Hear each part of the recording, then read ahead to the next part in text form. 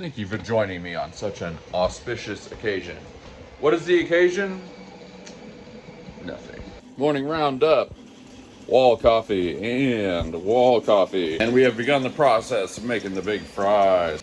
Very encouragingly, the burrito has come along. This guy is not behaving, but we finally got our Caesar trash can to print. And we got a Sharky.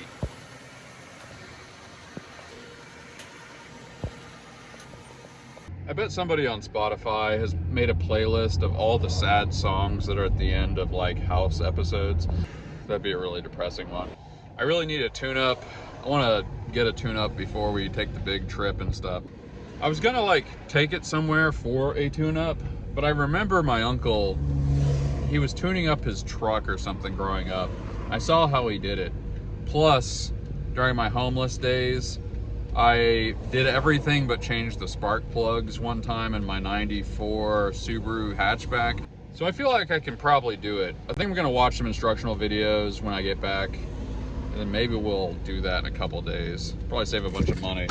If I'm not mistaken, the hardest part is the spark plugs. You gotta space the little gaps.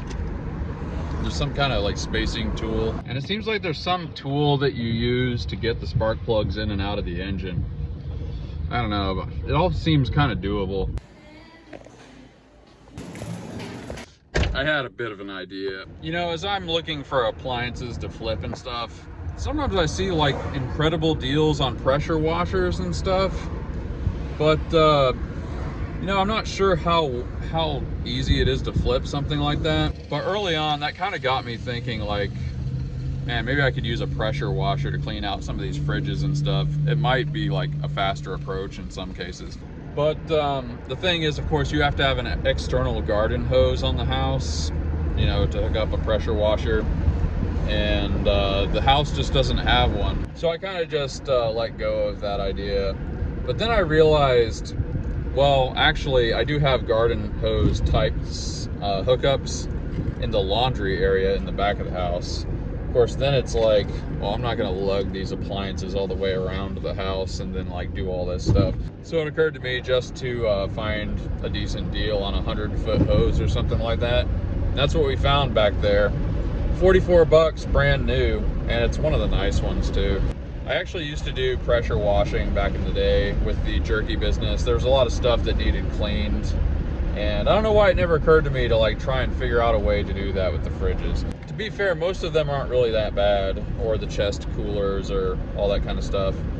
But there's a few of them it would have saved a lot of time, and I think it's worth the investment. I think we'll be able to find a good pressure washing unit for maybe 20, 30 bucks, you know, maybe in town preferably, and it'll be worth it. It's also kind of nice to have a pressure washer for various things. It's such an effective way to clean various large items, so probably be good in the long run to have one anyway. It's a great way to clean bird crap off your windshield. See, like, that can't be that much more than like 50 feet. Let's do it in paces. 1, 2, 3, 4, 5, 6, 7, 8, 9, 10, 11, 12, 13, 14, 15, 16, 17, 18, 19, 20, about 21 paces. So that's approximately 63 feet. So 1, 2, 3. I kind of measured it around the house. 100 feet might be a little bit pushing it. However, you can get those couplers at the end of the 100-foot hose, then you just put another hose. Laundry hookups are behind that door. Man, I almost feel like you could just straight up put it over the house. You know what, that's almost like not a horrible idea. If you see where that air conditioner is, that's the room where all the paints are, you know, the paint racks. Yeah, man, I think that's actually what we're gonna do, because you're cutting out this entire part here, so you don't even have to go around it. Just go over here and then onto the garage. It wouldn't be that hard to do, because we can like kind of reach out that window and coordinate things. Well, anyway, we gotta get a pressure washer before we even start worrying about any of this stuff. Well, I think that's the plan. Just go over the garage instead of around it. it makes a certain kind of sense. Okay, so check this out. I was going around the house. Amazon guys left a package there. Oh, they somehow thought this was the front door. Whatever. Yeah, you see, hose would just come over here. We could make some nice 3D printed mounts to kind of hold it in place and make it look sort of nicer, or at least less random. Kind of not that bad an idea. We'll go up to the paint room. Yeah. We can definitely find some way of kind of like throwing each end of the hose over each end of the roof. I think it would work. I think that's what we're gonna do. In the paint room, it's got this little area here. I never know what to do with it. Anything that's gonna get in here is going to have paint residue on it. I don't know, just seems kind of wasted. Oh man, you gotta be kidding me. Really? Ah! Check this out. This is Walmart's error page. Too soon. Okay, we found an insanely good deal. It's in White House, Texas, which is right about an hour away. We pretty much have all the filament we need for now. We were probably gonna get like one more roll each today, but we're doing okay. Got some pretty good stuff made. But yeah, we found a real good one. So let's load up the trailer and get it done. We're gonna keep the Rain-X in the car stuff. Only the strong survive. I'll just die in your arms tonight. Die in your arms tonight. I should've walked away. Fun fact, the guy that produced that album and band, Cutting Crew, is Terry Brown. He's the guy that produced all of the Rush albums up through Signals from 1982.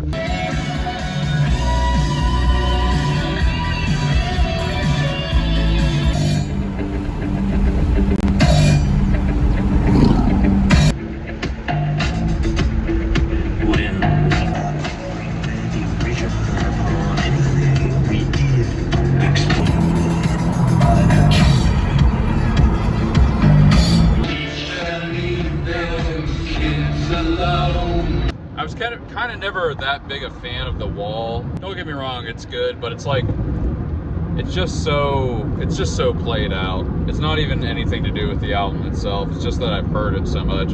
One thing you have to say though is like, the boys knew what they were doing when they wrote, "We don't need no education." As soon as that popped into their head, they were just like, every kid is gonna sing this. Every kid is gonna sing this. Like, even, you know, early mid 90s, early 2000s, when I was in school, we were saying that. It's like, there were so many moments where it's like, you're really bored in class and you're like, man, I don't need no education. Like, Pink Floyd knew what they were doing, okay, when they wrote that one. Especially when they had the kids choir sing it. Instant immortality.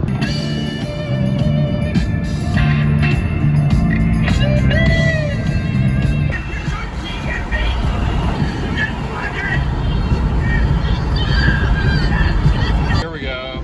Oh mama, I can hear you crying. Seen them 7 times. Hangman is coming down. Damn!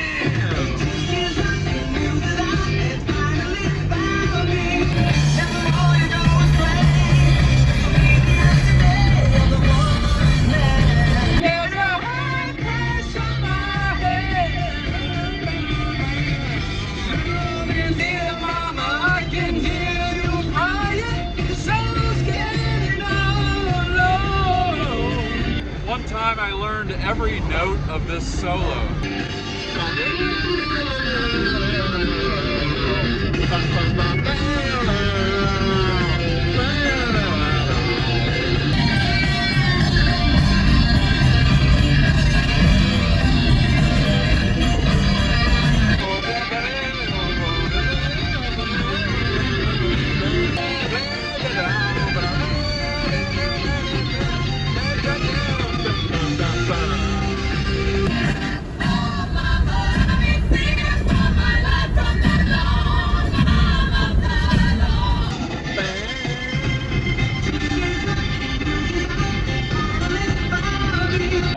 100% sure, but I think our best favorite place, 204 Butcher Block, might still be open. Oh yeah. Okay, we didn't take a lot of time, but we've got a couple of good selections. Never had their homemade ranch, but you know that's gonna be quality. We'll put this on, I don't know, we'll put it on all kinds of stuff. I'm from the Midwest, I'll figure it out. This one I don't think we've had yet, the chili relleno salsa. And this was the classic, and it was so good, mango lime salsa. Self-explanatory.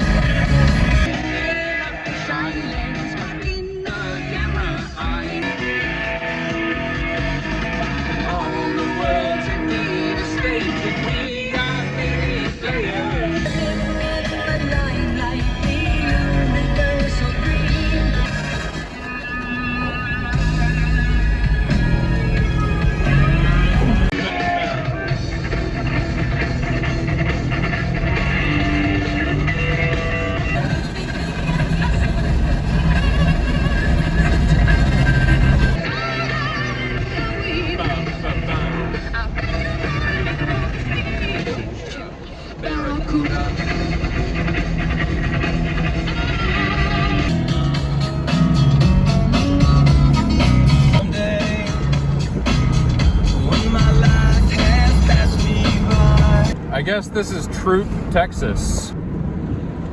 This is one of those places I've seen the name, but never been here. It's pretty much one old street. You just saw it.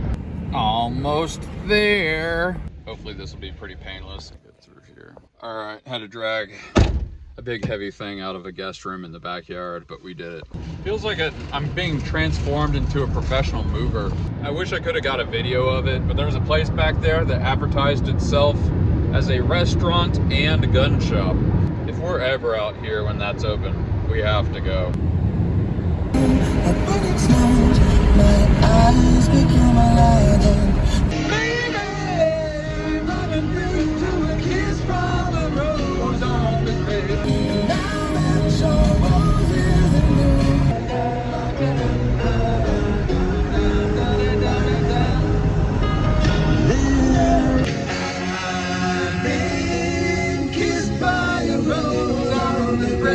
You know, I remember asking like my parents and my uncle, pretty much anybody that was older than me, you know, the classic kid question: what was it like when you were growing up?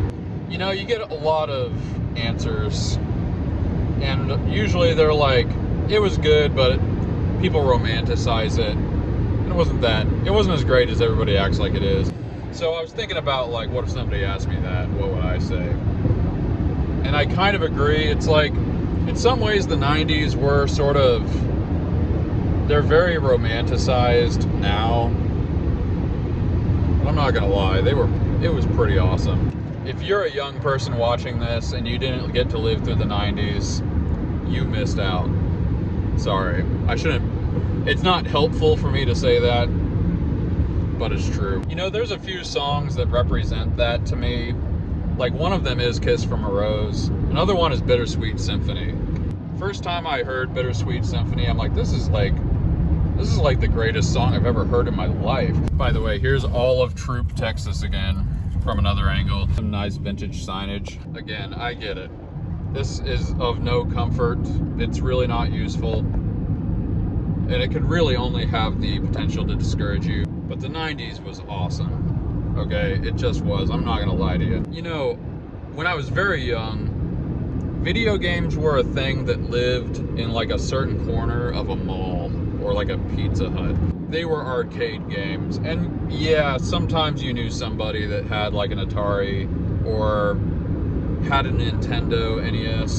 But like, I went from that to where video games were kind of something you saw in movies or something, to like a Sega Genesis, and then Super Nintendo, where you had like all kinds of it's just impossible to communicate how big that difference was. Like, go play Asteroids and then go play like an RPG game on Super Nintendo. It's like a whole nother universe of gaming. It's impossible, like any of the Final Fantasies or something are kind of good examples. It's impossible to communicate how big a change that is.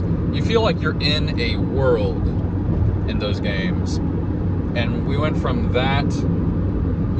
that from like Centipede in a few years. Like, you'll never know what that's like. You'll never know what it's like to go from the internet is a thing that I saw in a Matthew Broderick movie to like this. You're watching me on the internet. It's a little bit like the people that went from like they saw early biplanes to like us landing on the moon. It's not totally dissimilar to that level of change. So yeah, do with that what you will, I suppose. A great memory. I don't need to know how many queens are left in the deck. You just need to know that one number. And when your running tally gets up to 7 or 8 or 9, it means that there are lots of aces and tens left in the deck. So it's good for you, right?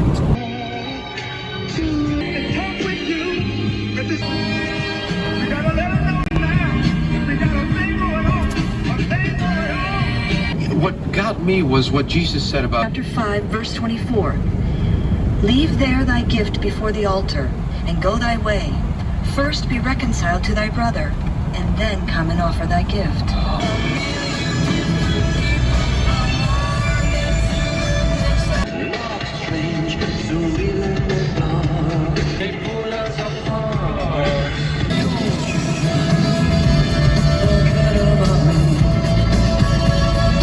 Sweet Nacogdoches. Man, I'm exhausted. Well, I am very exhausted, but it is Balderdash time. Write the letter of the definition you are voting for, you are guessing. And here we go. Definition A for Kiev. A container located in the head of sailing ships where sailors would vomit when it was too stormy to be on deck. A. B. A traditional style of Welsh heraldic lettering. Definition B. C. A wooden wedge used by barrel makers to prop a stave in place while the hoops are set. Definition D. A big tub in which liquor is fermented. Definition E. An alpine shrub having bitter tasting leaves used in traditional medicine. And last definition for Kiev. F. A short dagger worn at the side of the waist. All right, that was for Kiev. We'll read them again one more time. Definition A. A container located at the head of sailing ships where sailors would vomit when it was too stormy to be on deck. B. A traditional style of Welsh heraldic lettering. C. A wooden wedge used by barrel makers to prop a stave in place while the hoops are set. D. A big tub in which liquor is fermented. E. An alpine shrub having bitter tasting leaves used in traditional medicine. And finally, F. A short dagger worn on the side of the waist. Put the letter that corresponds in the comment section. You can put it in the Discord. You can pretty much put it anywhere that I'm likely to see it. We will vote on them in the next episode towards the end. I'm really exhausted, and so we will catch up on comments and stuff next time. Just let me know what you're grateful for and what your guesses are in Balderdash. Appreciate you guys tuning in. We'll see you on the next one. Peace out.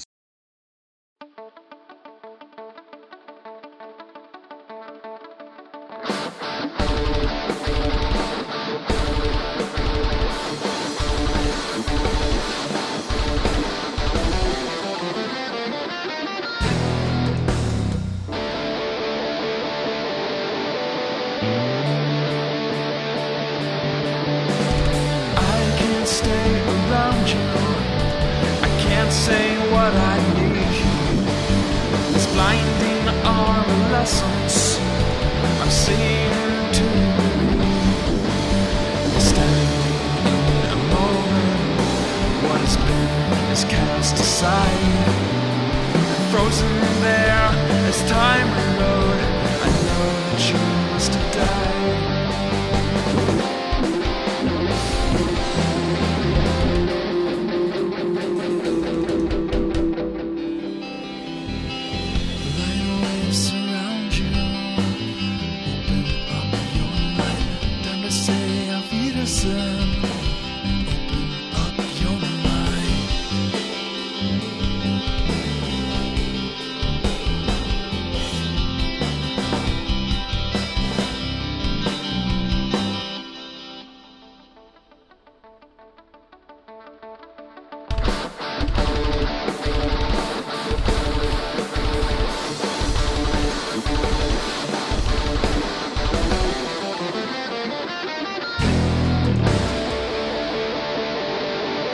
Create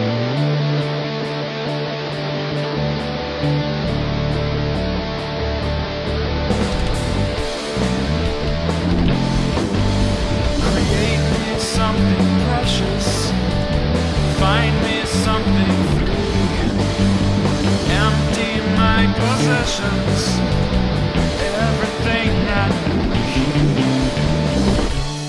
through the motions, and we're all going to die. So leave me something precious, another glimpse of light.